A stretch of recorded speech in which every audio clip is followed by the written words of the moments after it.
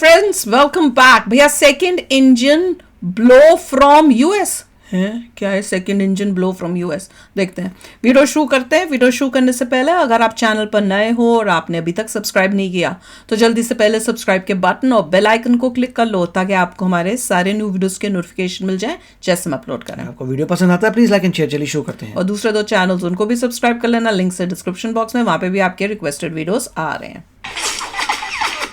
आप देख रहे हैं alpha defence. Alpha defence Hindi में आपका स्वागत है।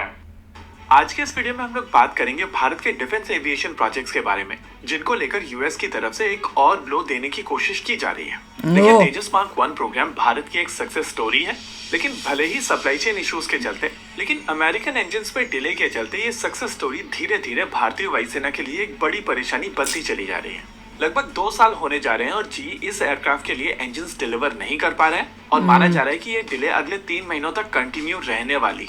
इसके अलावा इस पॉइंट ऑफ टाइम पर यह भी क्लियर नहीं है कि 3 महीने के बाद में इनकी डिलीवरी शुरू होगी या नहीं।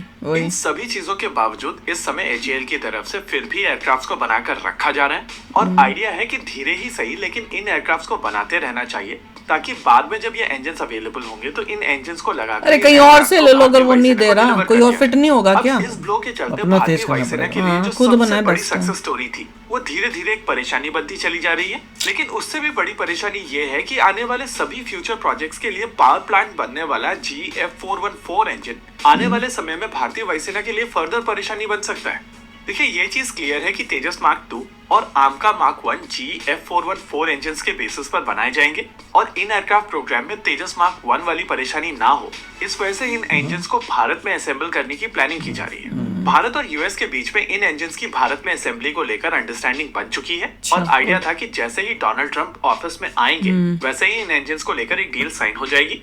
लेकिन अब ANI की तरफ से रिपोर्ट दी जा रही है कि इन इंजन की कॉस्ट बढ़ने वाली है। देखिए, आमतौर पर भारत में जब भी कोई सिस्टम सिलेक्ट किया जाता है तो सबसे पहले वेंडर्स को शॉर्टलिस्ट किया जाता है, यानी कि वो वेंडर्स सिलेक्ट किए जाते हैं जो भारतीय सेनाओं की सभी रिक्वायरमेंट्स को पूर्ण करते हैं। एक बार जब ये बेसलाइन क्लियर हो जाती है तो आपको पता चल जाता है कि ये सभी के सभी वेंडर्स आपकी सभी रिक्वायरमेंट्स को पूर्ण कर रहे हैं और उसके बाद L1 डिसाइड किया जाता है, यानी कि जिस वेंडर की तरफ से सबसे कम कोट किया जाता है उसको सेलेक्ट किया जाता है और उस लोवेस्ट बिडर को फाइनल कॉन्ट्रैक्ट दिया जाता है। यानी कि अगर GF414 को लोवेस्ट बिडर माना गया है तो इस बात के भी पूरे चांसेस हैं कि वहां पर दूसरे वेंडर्स को भी इवैल्यूएट किया गया होगा और ऐसे में अगर जी की तरफ से ये कॉस्ट बढ़ाई जा रही है तो क्या उस कॉन्ट्रैक्ट में इस चीज के प्रोविजन थे या फिर जी की तरफ से सिचुएशन का फायदा उठाते हुए कॉस्ट को बढ़ाया जा रहा है। सबसे पहले ये चीज मानकर चलिए कि अगर किसी भी वेंडर को ये समझ में आ जाता है कि वो इकलौते ऐसे वेंडर हैं जो भारत या किसी और देश को ऐसा इक्विपमेंट प्रोवाइड कर सकते हैं जिसकी उस देश को आवश्यकता है, तो उस मेकर की तरफ से नेचुरली वहां पर कोशिश की जाएगी कि इस सिचुएशन का सबसे ज्यादा फायदा उठाया जाए और अगर कॉन्ट्रैक्ट के तहत पॉसिबल हो तो कॉस्ट को बढ़ाया जाए। देखिए, वेंडर्स की तरफ से आमतौर पर रिक्वेस्ट फॉर प्रपोजल में जो कॉस्ट कोट की जाती है उसकी एक वैलिडिटी होती है और अगर उस वैलिडिटी के बीच में ऑर्डर नहीं दिया जाता है तो वेंडर के पास में पूरे राइट्स हैं कॉस्ट को बढ़ाने के।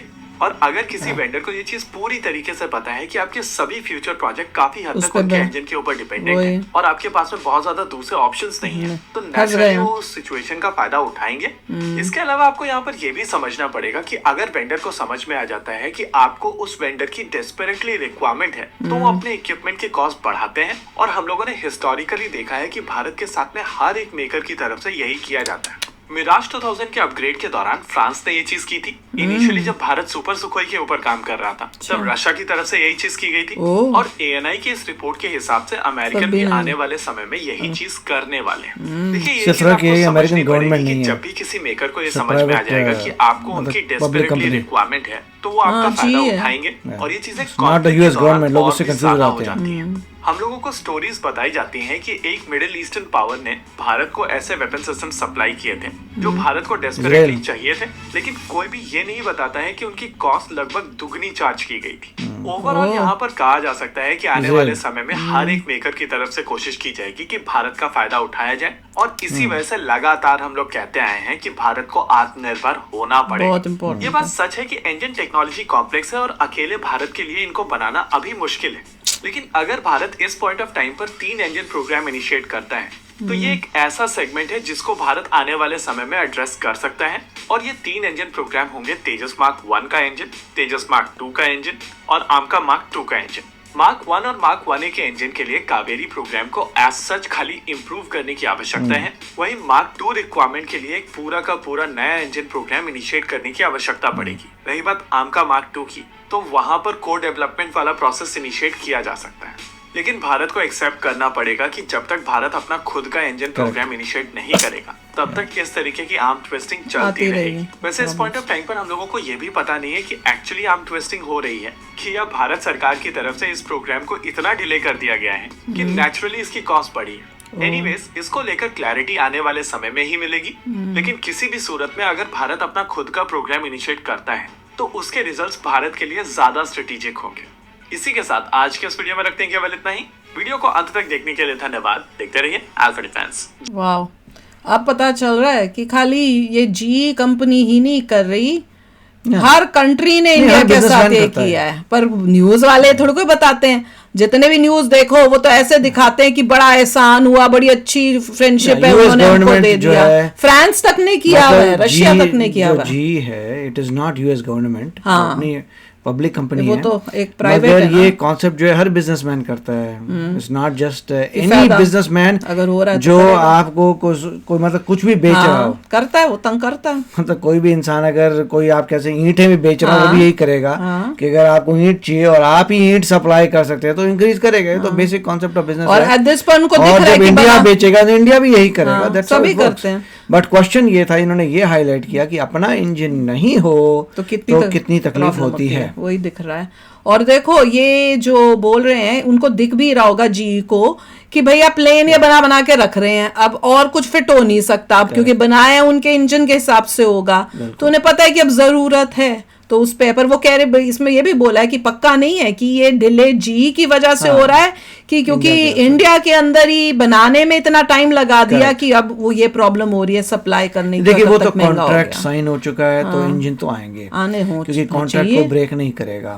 सिर्फ जो टर्म्स थी आपने, आई होप कि कॉन्ट्रैक्ट को अच्छा बनाया हो। मैं वही उसमें अगर आपने ऐसी चीजें दी है कि इतने समय के बाद, जैसे वो यही कह रहे हैं कि टाइम होता है, उतने टाइम के बाद अगर आप ऑर्डर नहीं करते तो वेंडर प्राइस इंक्रीज कर सकता है। तो कोई अपने मर्जी से कुछ नहीं होता है, बिजनेस है, सिंपल कॉन्ट्रैक्ट है, कॉन्ट्रैक्ट के हिसाब से काम हो रहा है। कॉन्ट्रैक्ट में अलाउ करते हैं तो अलाउ होगा। नहीं, मैं तो ये सोच पेनल्टी भी होती है कि इस तारीख तक नहीं दो तो पेनल्टी वही तो मैं सोच रही हूँ। तो सब क्लॉजेस होंगे। ये तो लग रहा है कि आपस में ऐसा कुछ हो रहा है कि इधर डिले हुआ तो वहां टूट गया, तो कॉन्ट्रैक्ट पता इन द सेंस हो गया, डिले कर दिया आपने, अब उसकी मर्जी है वो क्या करे। मुझे लग रहा है ज्यादा चांसेस है कि हमारी तरफ से, इंडिया की तरफ से डिले हुआ होगा, क्योंकि अगर हमारी तरफ से डिले हुआ है तभी वो प्राइस को इंक्रीज कर सके। अगर उनकी तरफ से डिले हुआ है तो वो किस हक से बोलेंगे हमने पैसे में बढ़ाने। कॉन्ट्रैक्ट तो ऐसा होगा ना कि तुम्हारी गलती हुई तो तुमने उसी पैसों में देना है। क्योंकि अगर आप नॉर्मल देखो बिजनेस में भी, जब आप सप्लाई कहते हो अगर तुम्हारी गलती है तो मैं क्यों पैसे ज्यादा दूंगा।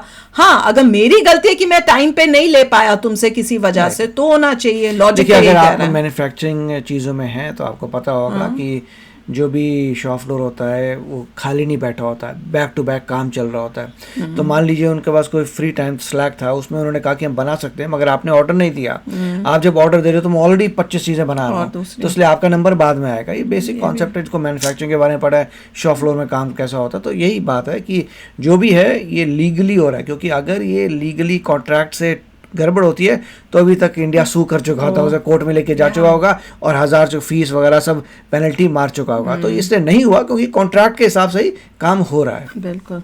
मगर ये जरूर रियलाइज हो रहा है कि अपने इंजन में आप उस प्रोग्राम को बिल्कुल मत रखो, और जो कावेरी बोल रहे हैं उसको और स्ट्रॉन्ग करो। खुद का कितना इम्पोर्टेंट, पता नहीं चला क्या हुआ, कावेरी को फिट करना था देखने के लिए कि कैसे उड़ते हैं प्लेन, उसका पता नहीं क्या हुआ। चलो आप बताना अगर आपको थोड़ी इन्फॉर्मेशन इसके बारे में होगी तो। चलो चलते हैं, मिलेंगे नेक्स्ट वीडियो में बहुत ही जल्द। Till then take care and bye bye. तो अगर आप मेरे इस चैनल पे नए हो तो जल्दी से सब्सक्राइब के बटन को हिट करो और बेल आइकन को क्लिक करो, ताकि आपको मेरा जब नया वीडियो मैं लगाऊं आपको उसके बारे में जल्दी से पता चल जाए।